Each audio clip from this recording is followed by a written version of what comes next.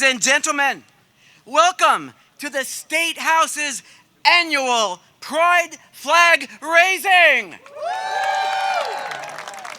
Here in Massachusetts, we have always been barrier breakers and national leaders. It was on these grounds that Massachusetts became the first state to ensure marriage equality under the law. And the first state to elect the nation's first lesbian governor. As we celebrate today, let us be reminded that the LGBTQ+ community continues to fight for the right to live and love openly without fear, and continues to be inspired by the generations of trailblazers and activists that have come here before us. Here in Massachusetts, we will always stand for equality, for inclusion, and above all else, for love. With no further ado, please welcome to this podium Senator Julian Seir. And God bless Boston. God bless Provincetown. And God bless the great Commonwealth of Massachusetts. Thank you, sir. Good morning, Massachusetts. Let's give it up for Provincetown's town crier. My name is Julian Seir, and on behalf of my colleagues in the LGBTQ Legislative Caucus, Speaker Pro Tem Kate Hogan, Senate President Pro Tem Will Brownsberger, Senator Joe Comerford, Representative John Moran, Representative Jack Patrick Lewis, Representative Sam Montano, Representative Adam Scanlon, Representative Natalie Higgins, Representative Thomas Moakley from my own district, from the Cape and Islands. We welcome you here to this Pride flag raising, which has become a beloved, fabulous tradition. Every year, more and more people gather here on these steps as we raise the Pride flag, celebrate, commemorate, and this year more than ever, persist and resist around the LGBTQ liberation movement. In some respects, this Pride Month feels like the most consequential of my adult lifetime. Gotta take the glasses off. Really for the first time in my adult life, as someone who was fortunate to be born and raised in this Commonwealth, to watch and witness this state lead the nation in non-discrimination, lead the nation in marriage, be part of one of the great civil rights movements of the modern era, and to watch in this very moment where we are seeing a very real erosion of our rights, of our dignity, with a political agenda in the federal government that is attacking and demonizing and exploiting LGBTQ people, particularly our trans siblings, for political gain. And it is shameful, it is deeply, deeply worrisome, and I worry, right, that the generation to come next, the next out state senators and state representatives are going to live in a country where they will have less rights, less power than we do. And that really is an obligation on all of us. Yes, the phalanx of colleagues behind me. Yes, those of us leading here, but also on all of you and all the people of this Commonwealth to stand up, to say no, to reject this hateful political agenda of vengeful politics meant to harm and exploit the most vulnerable people in our society. And so here in Massachusetts, though, I think we've got a lot to celebrate, and I think we're going to continue to celebrate that here today. In Massachusetts, I just want to say how grateful I am as an openly queer person to serve with 10 other members in this legislature, to serve with our incredible governor and her administration, to serve in a Senate where I feel affirmed, where I can live and be my authentic self, even in this short suit, each and every day. And I want to thank the Senate President, I want to thank the Speaker, I want to thank the Governor, I want to thank all of my colleagues for their unwavering commitment and support of our community. We know that here in Massachusetts, already in this session, this body has taken historic action, and we know that more will come. And to live and represent and work in a state where I know that we will be doing every single thing in our power to preserve our rights, to protect and defend our values, and to ensure that Massachusetts remains a beacon for LGBTQ people and people from all walks of life, no matter what happens in Washington. I am just so grateful for that. So thank you so much for being here.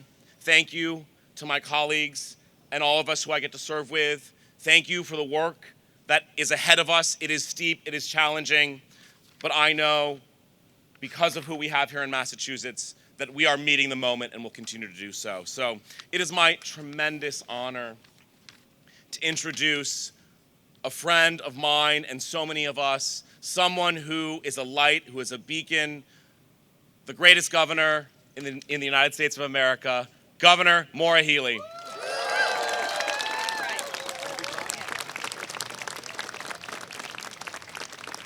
Good afternoon, everyone, and happy Pride. Happy Pride. I just want to shout out colleagues. I know we've got a number here. Senator Seir, Speaker Pro Tem Hogan, Governor's Council Maura Dolan. We have Representatives Stanley, Moakley, Garbely, Davis, Higgins, Senator Brownsberger, Representative Badger, Representative Sangiolo, Rep. Kearns, Senator Comerford, Rep. Tarski, Rep. Garabedian, Rep. Moran, Rep. Luddy, Rep. Montano, Rep.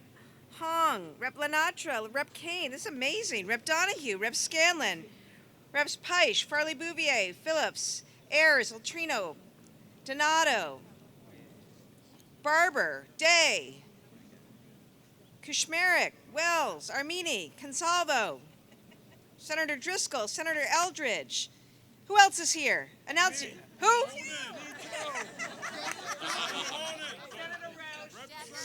I'm listening to Arlene. Senator Roush, Rep. Honan, Representative O'Day. Rep. Duffy's here in spirit. Rep. Worrell, Senator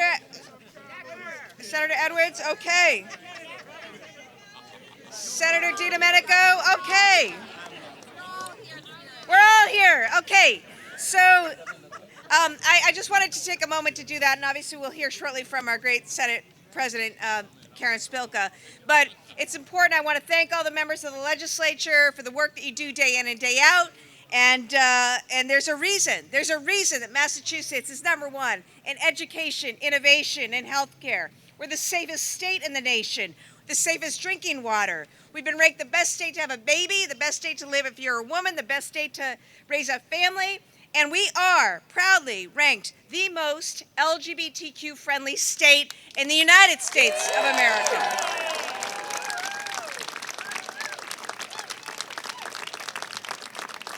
So happy Pride.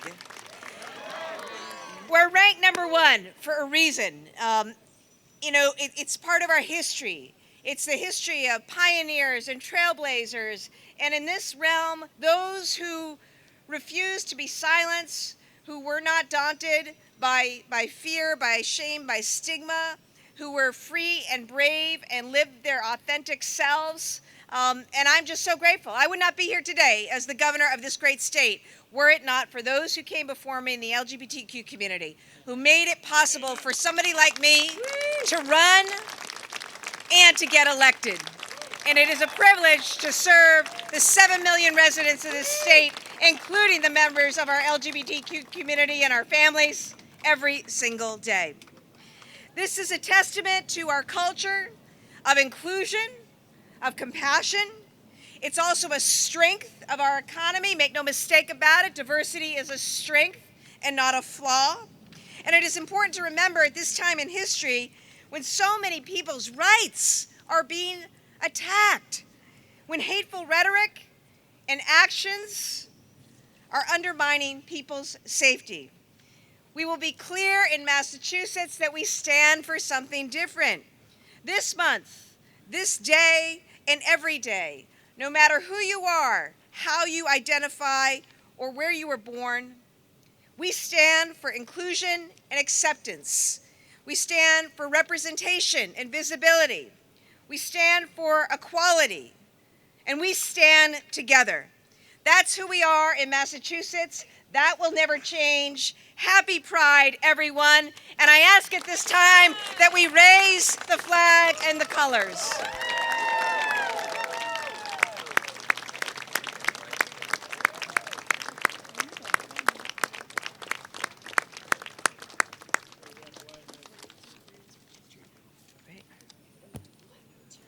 Okay, great.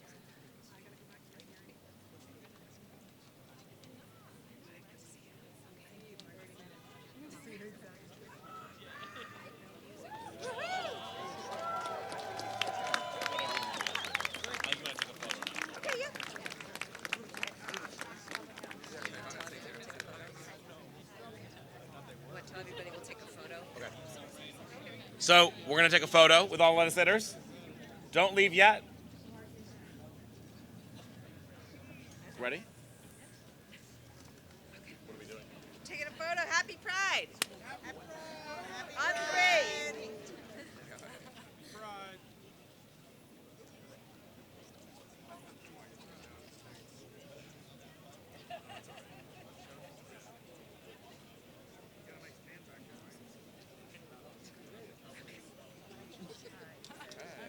Now I have the distinct honor of getting to introduce someone who has been an unwavering, fierce ally to our community and to people across this Commonwealth, and that is our Senate President, Karen Spilka.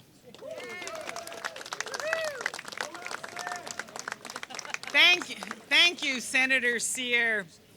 It is a real joy and a privilege to raise the Pride flag once again at the Massachusetts State House. Welcome, everybody, for celebrating Pride Day, Pride Month, and being here.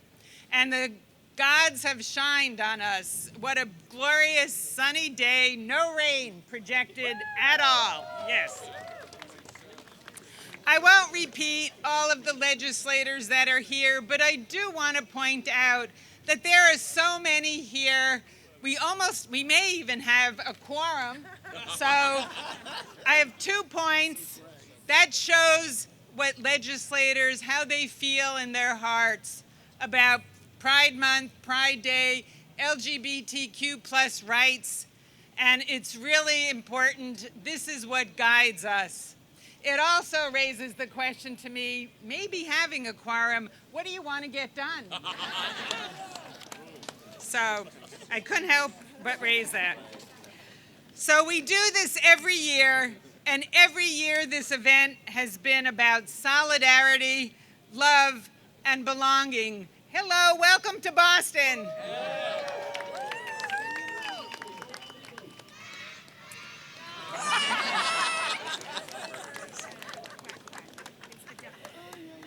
This is about celebrating the LGBTQIA community and the strength and the joy that come with everyone who is a part of it, and about how far we have come to create a state where our gay and our transgender residents can simply be, not so simply at times, be themselves and love who they love.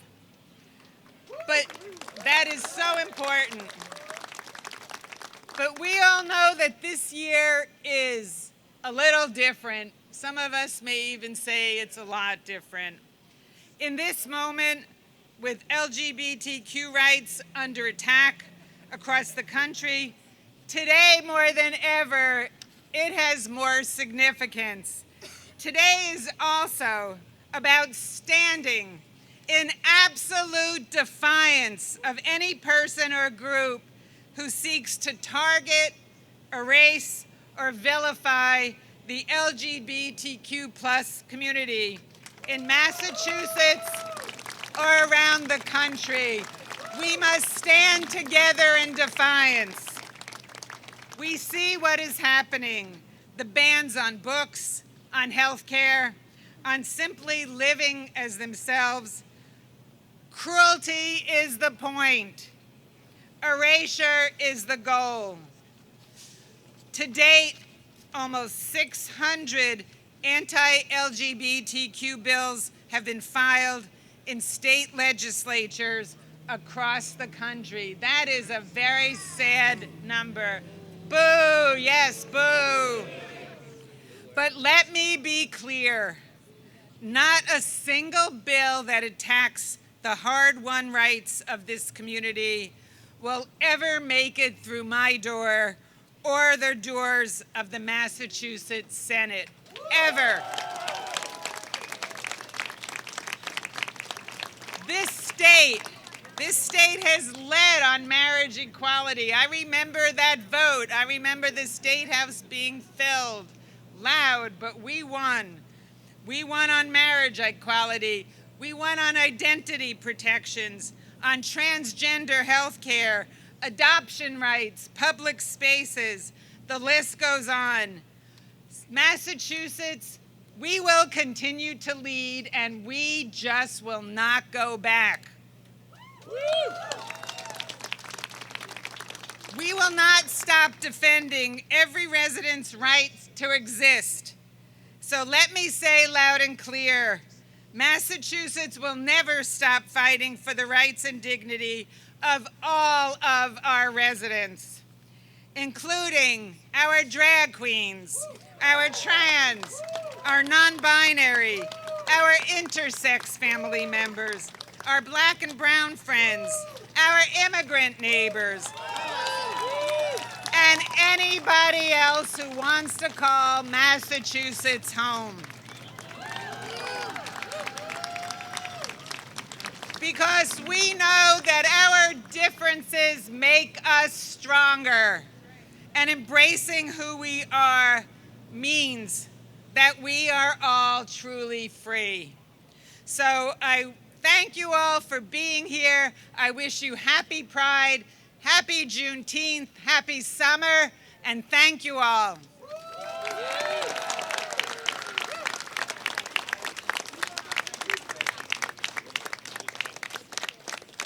Thank you, Madam President. I now have the honor of introducing someone who's been a friend and a partner to me, and a co-conspirator and collaborator, and a leader as the highest ranking member of our caucus in the House of Representatives and the legislature, and that is Speaker Pro Tem Kate Hogan. Hello, everybody. Hello. It is so wonderful to be here. Good morning to the governor, to the Senate President, and all my colleagues. On behalf of the LGBT caucus, we welcome you to our annual Pride flag raising to commemorate and celebrate Pride Month.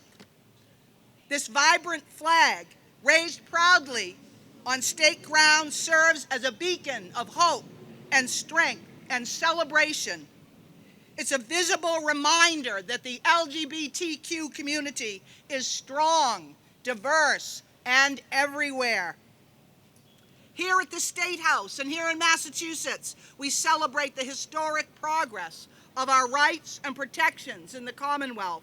We celebrate the brave history of our gay, lesbian, and trans forebears. We celebrate and cherish our LGBTQ culture.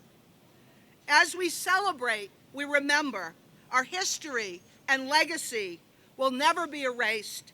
Our rights and protections are codified in Massachusetts state law. We are not going back.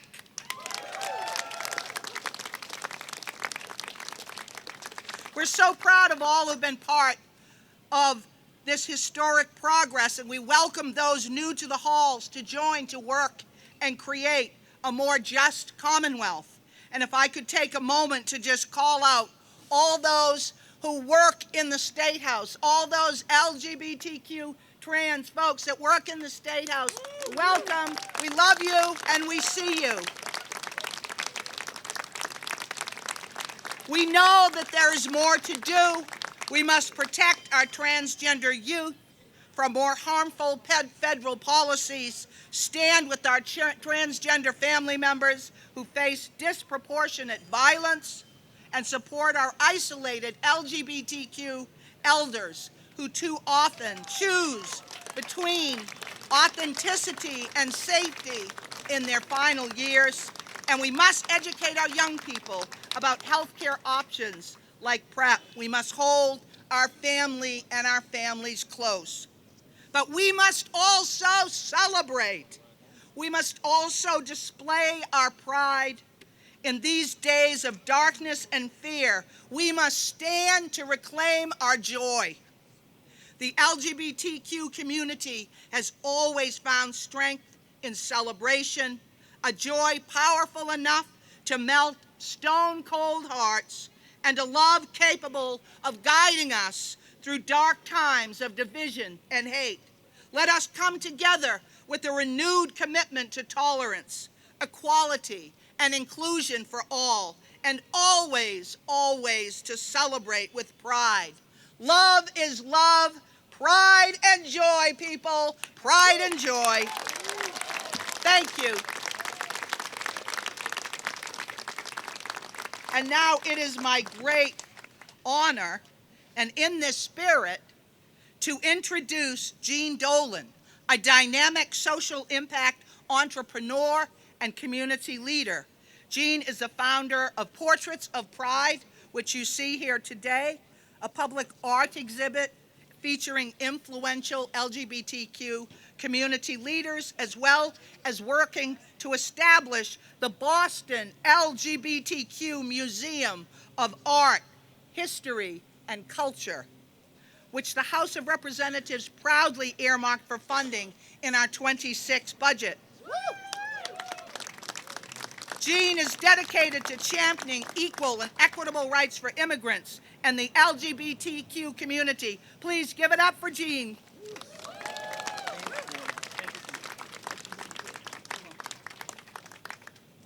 This is a good day. Well, thank you, Rep. Hogan. Good morning, Massachusetts, and happy Pride. I want you all to be louder than that. Happy Pride.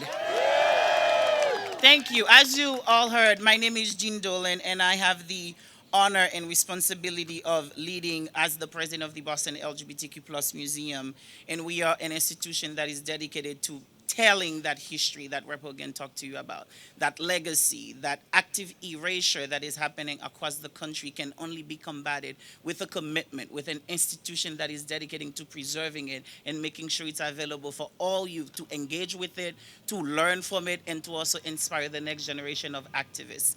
So it is an honor to be here because at a time when our history, our presence, and even our humanity is at risk of erasure, the museum is a guardian of truth. We are doing the work of historical stewardship, creative freedom, and artistic excellence. Our work is more than a mission. It is a responsibility to those who came before us, to preserve their histories, to witness the lives that they lived, the battles that they fought, and the victories that they won, starting from this building behind me. It is also a responsibility to future generations to ensure that they will have access to books and literature that is reflective of their shared lived experiences, that we can also have art that mirrors our communities and spaces that affirm our existence. That is why I'm proud to call Massachusetts home as my second home as an immigrant from Haiti. I am so proud to be in the state, so proud to be surrounded by social justice leaders. And I am so proud to be in the space. And as we start commemorating the American 250th, I'm so proud to be in the place where the American Revolution started, the birth of the nation. Those seeds were planted here. I'm so proud to be standing on these grounds. I would like to thank Governor Healey for all the work that she's been doing, for being a champion, not just for the LGBTQ+ community, but for women, for immigrants, for Black and brown people, for trans people, and for people who feel pushed against the margins. I know that she does not do this work alone. As you can see behind me, there are tons of leaders, people who have made it their business to advocate on our behalf. And so I want to share gratitude not only to Senate President Spilka, but also to Speaker One Mariano and all the leaders of the House and Senate and Representative Moran and Montano and Julian Seir and the LGBTQ caucus for all the work that they do, not just in June, but throughout the year. So give it up for them. I am thankful that you all have made the decision to stand with us today in this very burning sun.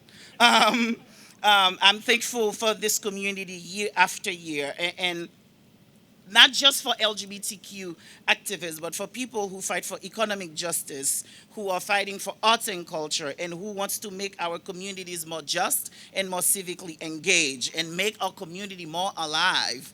I want to thank my mother, Marie-Rosemène Lima, and my father, Jean Dolan.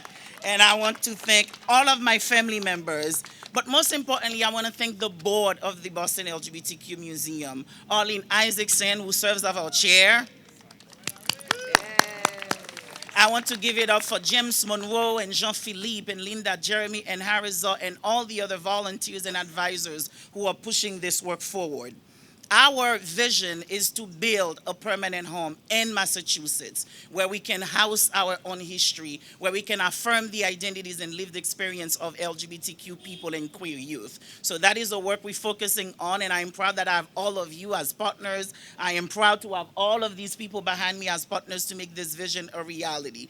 Because in the time that we in, it needs to be for us, by us. We cannot hope, nor can we expect that the other side will be focusing on making sure our histories are preserved. As you can see, there are great attacks on arts and culture institutions across the country. We have got to make sure that we put ourselves in a position that the folks who have lived, the folks who have given so much, that their stories are preserved for the future generation.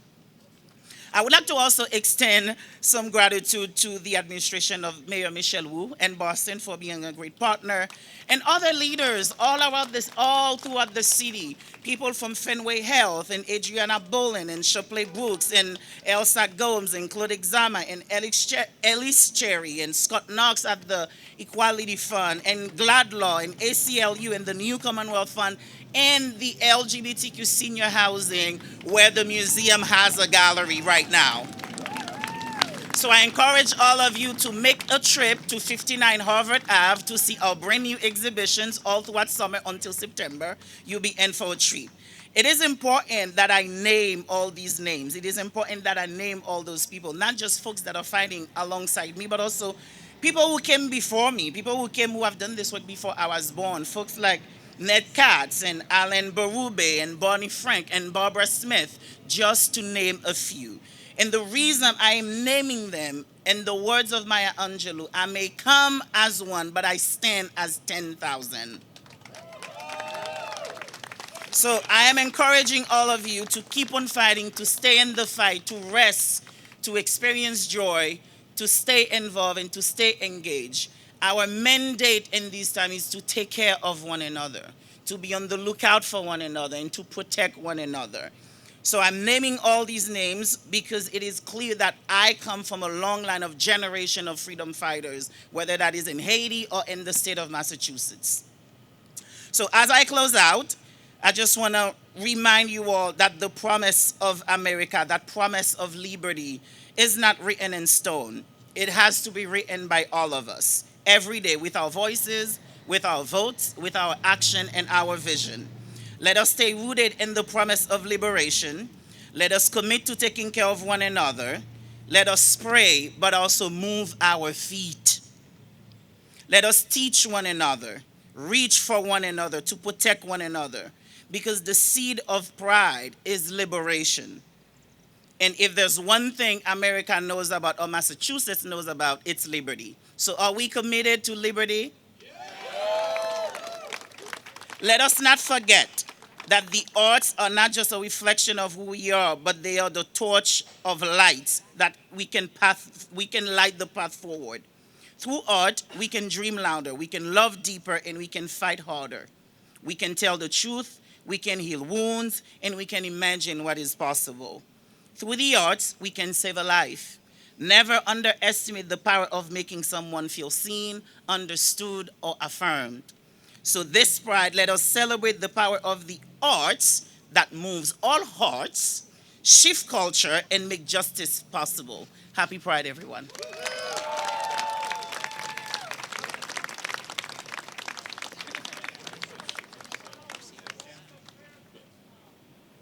I have now the distinct honor of introducing a fierce, fabulous, dear friend and JP's own State Representative Sam Montano.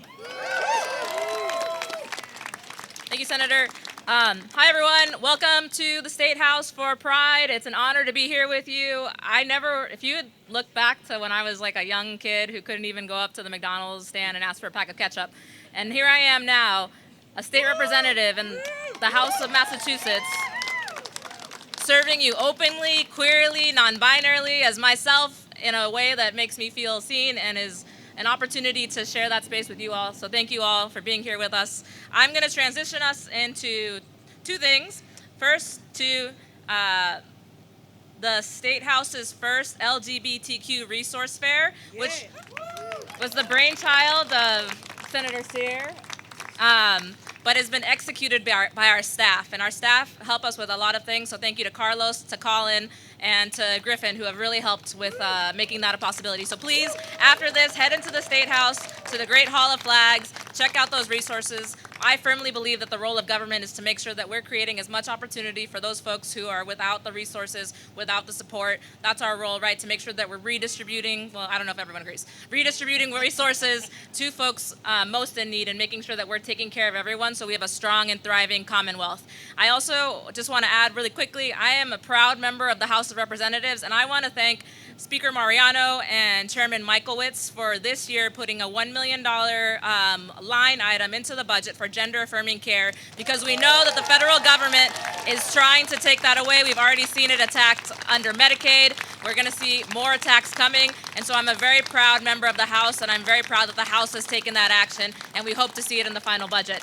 Last, I want to introduce you to Representative Moran, who will serenade us with his beautiful vocal stylings. Take it over, Rep. Moran.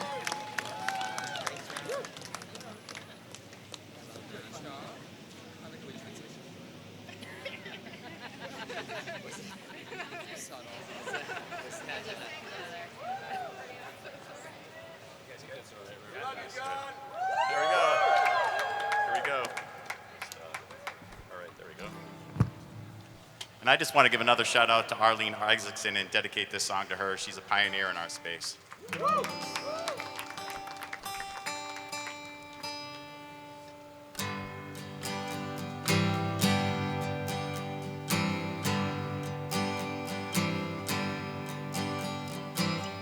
Rows and flows of angel hair and ice cream castles in the air and feathered canyons everywhere.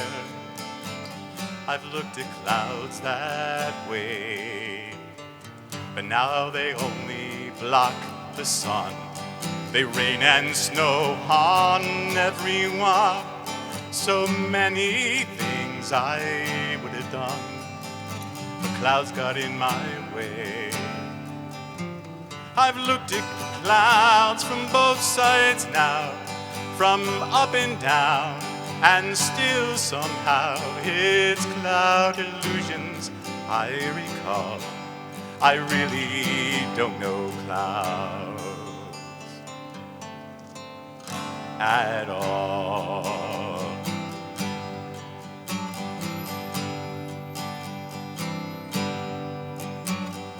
Moons and Junes and Ferris wheels, the dizzy dancing way you feel, and every fairy tale comes real. I've looked at love that way, but now it's just another show. You leave them laughing when you go, and if you care, don't let them know. Don't give yourself away. I've looked at love from both sides now, from give and take, and still somehow it's love's illusions I recall. I really don't know love at all.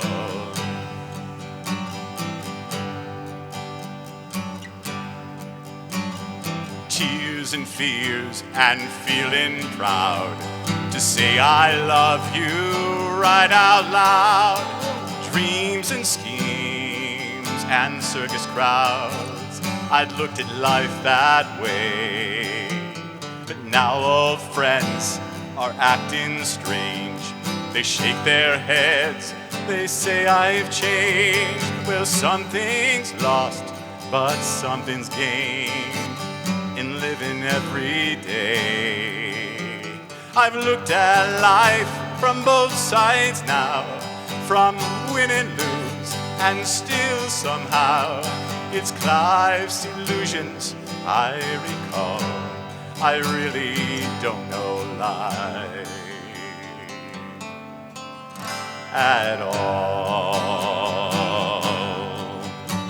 I've looked at life from both sides now, from up and down, and still somehow it's life's illusions I recall. I really don't know life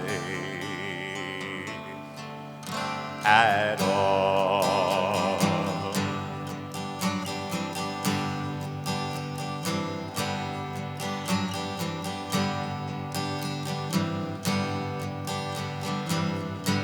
Jonathan Hess, everybody.